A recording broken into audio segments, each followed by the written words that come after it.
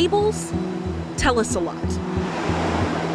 But sometimes what a label leaves out can leave us lost.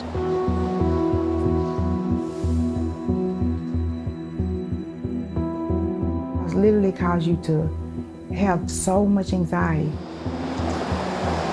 Keena McDonald's granddaughter disappeared from this apartment building in downtown Dallas on April 27, 2022. This was the first time. Very first time. She was 15. She's not knowledgeable enough to run away and survive. The teen, who we're not naming, left without a phone. Her family could not prove she'd been snatched, and she was older than 9, so Dallas police labeled her a runaway. It was just said that she's just another runaway. She'll come back. I mean, most runaways come back. Do you think that her case was treated like an emergency? It wasn't.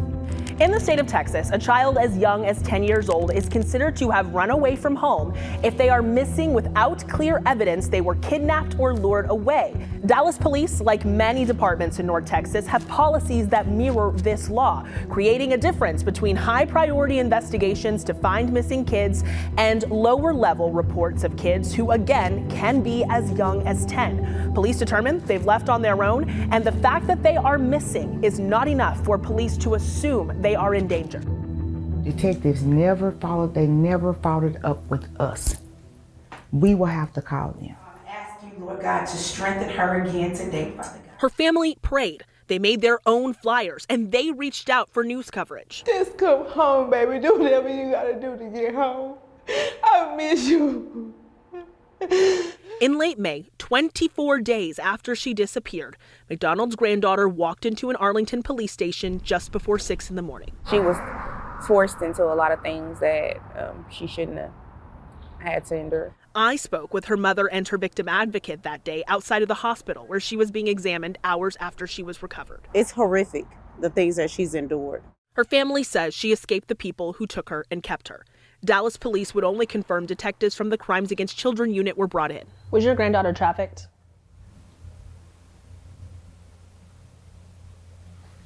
Yes, she was.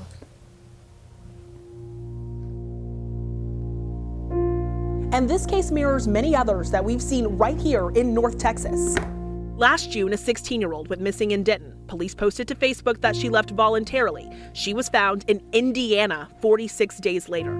Veronica Baker's 15-year-old daughter went missing in Dallas this year on February 22nd. She never came back from school. How was it told to you that your daughter's case was classified? She was considered runaway and missing. Her daughter was found by police in Phoenix, Arizona, more than 40 days later. She wasn't found in a good situation. That's all I gotta say. She wasn't found in a good situation at all.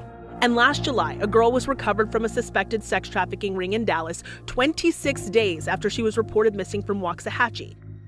She was 11. All of these girls were initially labeled runaways. Families told WFAA their cases were not treated like emergencies even after they'd been missing for weeks. Dallas police upgraded McDonald's granddaughter to critical missing after she'd been missing for 2 weeks because she has a health condition. According to DPD, a child who is missing is upgraded to critical only if they are younger than 10 years old. Children older than 10 can be classified as critical if they have medical or intellectual needs, or officers find evidence to believe they are in danger. When a child becomes a critical missing, it is very important that we find the child as quickly as possible. Katrina Shedd is the assistant chief over DPD's Investigations Bureau. So we actually are actively involved in actually driving around and doing a lot of the field work that we probably wouldn't do on a missing child.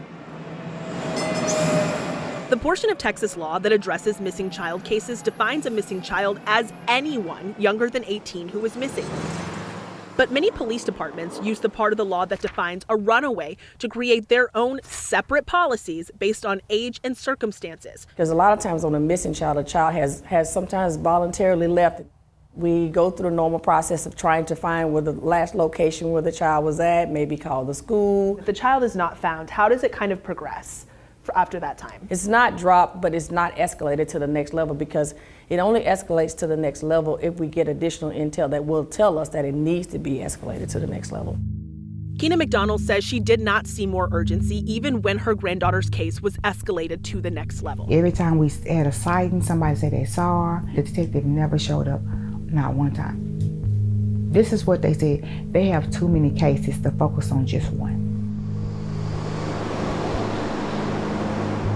On average, the FBI receives more than 359,000 reports of missing kids every year. That is almost 1,000 kids a day. And each year, at the end of the year, about 30,000 children are still missing. Data from the Texas Department of Public Safety shows since 2018, on average, more than 9,000 kids are reported missing every year from these North Texas counties. Most, under Texas laws, are considered runaways, like Keena's granddaughter, whose case, more than 2 years later, has had no arrests or updates. The system is broken. It is messed up. When they designed it, I don't think they had different types of things in mind. After this case, Dallas police actually restructured its policy for missing children and runaways, following criticism about a different high-profile runaway case in Dallas. In our next story, we are taking a deep dive into that policy and many others from departments across our region. We've also created a map to show you how many reports of missing children there have been per year, per county since 2018, and we are breaking down some of the trends. You can find that right now on WFAA.com.